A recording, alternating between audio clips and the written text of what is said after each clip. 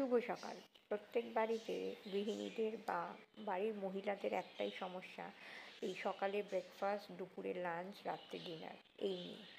তো আমার আজকে ব্রেকফাস্ট বা বলতে পারো এটা টিফিনেও যাবে, সেটা হচ্ছে হাতে করা পরোটা। আমি অবশ্যই একটু ঘিতে ভেজে দিচ্ছি, আমার মেয়েও নিয়ে যাবে, হাজব্যান্ড নিয়ে যাবে, আর আমিও ব্রেকফাস্টে এটাই খেয়ে নেবো।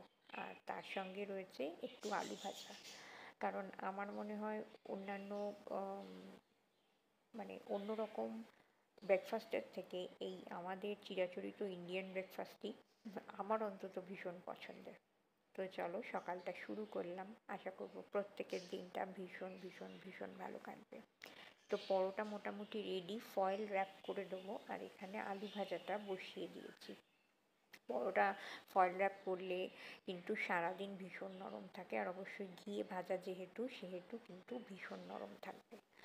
আর এখানে চলছে আলু ভাজা। তো আলু ভাজাগুলো এবার একটু তুলে নেবো, আর মিষ্টি দিয়ে দেবো, আর তার সঙ্গে যে কোনো একটা ফল।